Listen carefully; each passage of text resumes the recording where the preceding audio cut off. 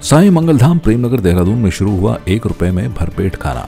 इस पुण्य कार्य का शुभ आरंभ कैंट विधायक सविता कपूर की ओर से किया गया। उन्होंने कहा कि 1 रुपए में खाना देने का संकल्प सुरेश चावला उनके परिवार तथा उनके सहयोग से लिया गया है। वो बधाई के पात्र हैं। आज कई ऐसे परिवार हैं जिनके घरों में चूल्हा नहीं जलता, जो घर का खर्च नहीं चला पाते। ऐसे लोगों के लिए मंदिर में 1 रुपए में खाने की व्यवस्था की गई है। मैं इसके लिए सुरेश चावला को साधुवाद देती हूँ। आज मैं इस कार्यक्रम में यहाँ पर आई हूँ। आप सब लोगों ने मुझे आमंत्रित किया है और साईं मंदिर समिति के सभी सेवक यहाँ उपस्थित भी हैं और उन सब के माध्यम से ये अन्नपूर्णा भंडार जो सबको 1 रुपए में भरपेट खाने का जो आप लोगों ने आज शुरू किया गया है, बहुत ही अच्छा आपका प्रयास है। मैं आप सबका बहुत बहुत बधाई देती हूँ, शुभकामना देती हूँ कि ऐसे सभी कार्यों के लिए समाज एक दूसरे का सहयोगी बने और जो ऐसे परिवार हैं जिनको भरपेट खाना नहीं मिल पाता, उनकी इतनी रोजी रोटी नहीं होती है, तो उन सब का भी आपने सोचा और ये सोच के ये जो प्रयास किया है 1 रुपए में खाना सबको मिले, भोजन मिले, सब कोई भूखा ना रहे।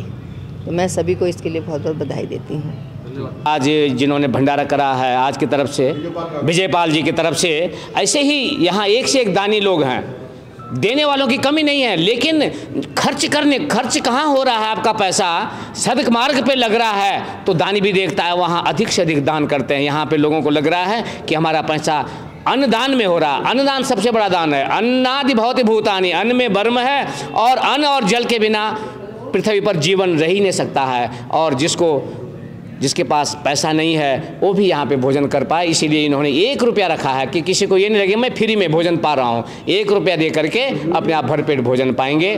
देखिए, कोई भी अपनी जो इनकम है उस हिसाब से, कोई अगर हमें 10 रुपये भी देता है उसका भी सहयोग है, कोई हमें 10,000 का राशन भेजता है उसका भी सहयोग है। हमें सब बराबर हैं, सभी की इच्छा होती है तभी ये कार्य होते हैं। ऋतु खंडूड़ी भूषण जनपद उत्तरकाशी के नौगांव स्थित बाबा बौखनाथ मंदिर पहुंची, जहां उन्होंने विधिवत पूजा अर्चना कर प्रदेशवासियों की सुख समृद्धि की कामना की। इस दौरान नौगांव भाटिया ग्राम सभा में ग्रामीणों और स्थानीय कार्यकर्ताओं जनप्रतिनिधियों ने विधानसभा अध्यक्ष का फूल मालाओं से भव्य स्वागत किया। साथ ही विधानसभा अध्यक्ष ने ग्रामीणों को संबोधित भी किया।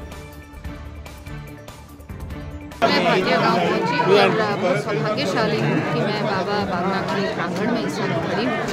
उनकी महत्ता हमने सुनी रखी थी, उनकी महिमा हमने सुन रखी थी, लेकिन आज बहुत ही मेरे को कृपा है ईश्वर की कि मैं आज यहाँ पे पहुँच पाई हूँ। तो यहाँ पर आकर मुझे बहुत अच्छा लगा, आनंद आया और सभी लोगों से मिलकर भी अच्छा लगा। दर्शन करके तो मन बहुत प्रसन्न है। यहाँ पर जो हमारे प्रधान हैं और जो हमारे कार्यकर्ता बंधु हैं, मैं ये संदेश आदरणीय मुख्यमंत्री तक जरूर आपका पहुँचाऊँ। मुझे पूरा विश्वास है कि वो जल्द ही इस इलाके में अच्छी खबर। जी, नए जिलों को भी लेकर समस्या है। मैं तो खुद ही कोटद्वार से हूँ, तो इस बात के लिए पक्षधर है और बहुत समय से मैं भी इस बात को कर रही हूँ और एक बार दोबारा यहाँ से मुझे पत्र मिला, एक बार दोबारा। बीते दिन ई रिक्शा चालकों ने नगर निगम देहरादून में एकत्रित होकर नारेबाजी कर पूर्व नेता प्रतिपक्ष प्रीतम सिंह के साथ अपना विरोध प्रदर्शन किया। उन्होंने कहा कि ई रिक्शा के लिए जो अलग से लाइसेंस जारी किए जा रहे हैं उनको हटाया जाए और चौपहिया वाहनों के लाइसेंस को जारी किया जाए। वहीं आरटीओ देहरादून सुनील शर्मा ने इस बात पर कहा कि केंद्र सरकार की गाइडलाइन के अनुसार ई रिक्शा चालकों के लिए जो गाइडलाइंस जारी की गई हैं वही फॉलो की जा रही हैं। मैं आपके माध्यम से ये बताना चाहूँगा कि सेंट्रल गवर्नमेंट ने जो हमारे मोटर व्हीकल एक्ट है उसके अंतर्गत ये प्रोविजन किया गया है कि जिन लोगों को भी ई रिक्शा चलाना है उन्हें ई रिक्शा का अलग से लाइसेंस लेना पड़ेगा। क्योंकि ई रिक्शा का संचालन मुख्य सड़क पर होता है या अन्य सड़कों पर होता है तो उसका इंश्योरेंस की वैलिडिटी भी तभी है जबकि प्रॉपर उसके पास लाइसेंस हो। और इसके अलावा जहाँ तक ई रिक्शा के संचालन का सवाल है तो ई रिक्शा के संचालन में वैसे ही हम लोग छूट देते हैं, क्योंकि कोई भी कॉमर्शियल अगर वाहन चल रहा है तो नॉर्मल ई वाहन चल रहा है तो उसको 20% की टैक्स में ऑलरेडी सरकार ने छूट दे रखी है। इसके अलावा हम लोग ये भी विचार कर रहे हैं कि जो मेन मार्ग हैं जहाँ पर कि इनका संचालन प्रतिबंधित है उसको ट्रैफिक पुलिस के माध्यम से कड़ाई से लागू किया जाए।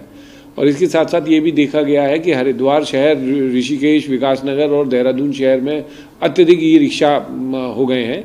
उसको देखते हुए जैसा कि उत्तर प्रदेश सरकार के मथुरा और आगरा में किया गया है कि ई रिक्शा के पंजीयन पर प्रतिबंध लगाया गया है, उसी लाइन पर हम लोग भी विचार कर रहे हैं कि इसको कुछ समय के लिए इसके संबंध में इसको रोकने हेतु हम लोग एक संस्तुति शासन में कर रहे हैं ताकि इनके पंजीयन को थोड़े दिन तक रोका जा सके जब तक कि इसमें ट्रैफिक और ट्रैफिक कॉन्जेशन की समस्या सॉल्व ना हो जाए। देहरादून में मूल निवास भू कानून समन्वय संघर्ष समिति की बैठक हुई, जिसमें कई प्रस्ताव पारित किए गए। इसके तहत मूल निवास भू कानून समन्वय संघर्ष समिति की टीम राज्य आंदोलन में शहीद हुए आंदोलनकारियों और उत्तराखंड की महान विभूतियों के गांव जाकर उनके आंगन की मिट्टी को कलश में एकत्रित कर शहीद स्मारक लाएगी। जिस दिन मांगे पूरी होंगी उस दिन हरिद्वार गंगा में कलश विसर्जित किया जाएगा। इसके साथ ही 28 जनवरी को हल्द्वानी में एक विशाल मूल निवास स्वाभिमान महारैली करने का प्रस्ताव पारित किया गया।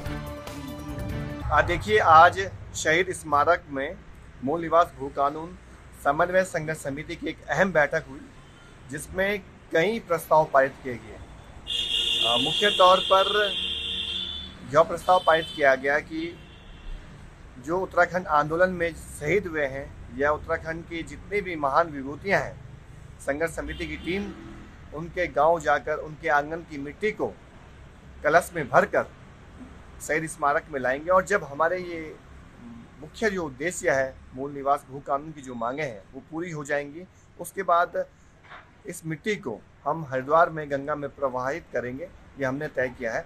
इसके साथ ही साथ यह भी निर्णय लिया गया कि एक ड्राफ्टिंग कमेटी इसमें बनाई जा रही है। इसके साथ ही साथ एक इसमें वित्त कमेटी का भी गठन किया जा रहा है, एक प्रचार प्रसार समिति भी इसमें बनाई जा रही है। और यह भी तय किया गया कि 15 जनवरी को बागेश्वर के सरयू नदी में स्थायी निवास प्रमाण पत्र की प्रतियां बहाई जाएंगी। इसके साथ ही साथ 2018 में जो त्रिवेंद्र सरकार ने भू कानून को लेकर कानून बनाया था, उसकी प्रतियां भी वहां पर फाड़ी जाएंगी, उसको भी नदी में प्रभावित किया जाएगा। और 28 जनवरी को हल्द्वानी में विशाल महारैली का आयोजन किया जाएगा, इसका भी प्रस्ताव पारित किया गया। पौड़ी जिले के चौबट्टाखाल विधानसभा की संस्कृति एवं लोक विरासत के पुरोधा चंद्र सिंह राही को उनकी 8वीं पुण्यतिथि पर मोदाड़ सिंह पट्टी में उनके जन्मस्थान गिमाली गांव में सांस्कृतिक कार्यक्रमों एवं श्रद्धांजलि सभा आयोजित कर उन्हें याद किया गया। आयोजित कार्यक्रम में लोक कलाकारों को चंद्र सिंह राही सम्मान से नवाजा गया। कार्यक्रम में बड़ी संख्या में लोगों ने शिरकत की। क्या बोलूं, बच्चा लोगों ने कहा और ग्राम गिमाली वालों को और आप लोगों को सबको धन्यवाद। और सब लोगों की तरफ से और भगवान की तरफ से भी उन बच्चों को और इस गांव को, इस क्षेत्र को, सबको राजी खुशी रखे। और ये बहुत अच्छा लगा कि उनके नाम के लिए इतने लोग जुड़े हैं, इससे मैं आभारी हूँ सब लोग। हमारा उद्देश्य यही है कि इस दिन पर उनको याद किया जाए, श्रद्धांजलि सुमन अर्पित किए जाएं, क्योंकि श्री राय जी हमारा परिवार का ही नहीं छाया बल्कि वो पूरा उत्तराखंड का छाई। और मैं गांव वालों को बहुत बहुत आभार प्रकट कर दूँ। तो पूरा जो हमारे चौंदकोट से वो चौंदकोट को हमारे पिताजी ने नाम बहुत ऊँचू करी, तो सभी चौंदकोट वासियों को मैं आभार प्रकट कर दूँ। जो लित का प्रेम दिया, पूरे उत्तराखंड को आभार प्रकट कर दूँ जो उनकी हमारे पिताजी के गाना थे प्रेम दिया। और हम लोग भी जो हमसे भी आज तक उन्हें प्रेम मिलना चाहिए। पहले तो मैं श्रद्धांजलि अर्पित करती हूँ श्री राही जी को। आज उनकी 8वीं पुण्यतिथि थी और मैं बहुत सौभाग्यशाली हूँ कि मुझे मौका मिला, एक अवसर मिला। मैं ये कहना चाहूँगी कि एक तो जो वाद्य यंत्र जो बजाते थे वो सब तरह के वाद्य यंत्र मैंने सुना है उनके बारे में कि वो बजाते थे और आवाज़ तो उनकी बहुत अच्छी थी। उनका एक गाना ख्वां बागरे जिसका नया वर्जन जो आया है, उन्हीं के माध्यम से, उसी गाने के माध्यम से मुझे लग रहा है उनको दोबारा जो पहचान मिली है, जो नई पीढ़ी है उनको जान पाई है। और मैं भी यही चाहूँगी कि उनके नाम से यहाँ पे कुछ ना कुछ जरूर होना चाहिए। मैं संगीत के लिए और पहाड़ के लिए उन्हीं की तरीके से सोच रखती हूँ। दुखी भी होती हूँ कि आज जो डांडी काठी जन की तनसी, जैसा कि वो खिंचे डांडी काठी मन के बदल गए। तो मैं चाहती हूँ कि प्लीज़ जितने भी बाहर हैं, बहुत अच्छी बात है कि सब लोग बाहर हैं, हमारी मजबूरी हमें लेके गई है। विदेशों में देशों में गढ़वाल छोड़ने पे हम मजबूर थे, बिकॉज यहाँ पे डेवलपमेंट नहीं थे शुरू से ही। 70 साल में हमें कुछ भी नहीं मिला यहाँ पे, ना हमारे को कोई भी फैसिलिटीज़ नहीं मिली। यहाँ की सड़क अभी तक भी हमारे गांव की राय जी के घर की सड़क टूटी फूटी है। देन वाटर प्रॉब्लम, हम आए बड़ी मुश्किल से, हमने बड़ी मुश्किल से पानी की वो करी, तो पानी की भी इधर समस्या है। और मेन चीज़ ये है कि अगर यहाँ पे डेवलप होता तो आज श्री राही जी मेरे ख्याल से यहाँ बहुत बड़ा एक इंस्टीट्यूट खोला जाता। अगर राही जी होते, अगर यहाँ पे डेवलपमेंट होता तो यहाँ बहुत बड़ा इंस्टीट्यूट, संगीत विद्यालय होता और अपने संगीत के बारे में इस गढ़वाल के अंदर, इस गिमोनी के अंदर ही सिखाया जाता। नंबर एक बात ये है कि हम पहले थे, ये हमारे दोस्त थे, इनसे हमारा अच्छा लगाव था।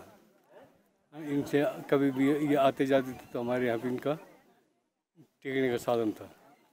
और बाकी इनके बच्चों ने जी ये वो क्या कार्यक्रम किया है, नई पीढ़ी की नया कार्यक्रम किया है पहले का। तो मेरा कहना ये है पूरे उत्तराखंड वासियों को कि जो लोग बाहर रहते हैं तो उन्होंने अपने माँ बापों के का कार्यक्रम वहीं भी किया है, जबकि वो यहाँ के रहने वाले थे और उनका कार्यक्रम, लेकिन उनकी याददाश्त के लिए सब लोग इसी तरह का कार्यक्रम करते रहें ताकि परिवार उत्तराखंड की पहचान बनी रहेगी। ये मेरा संदेश है।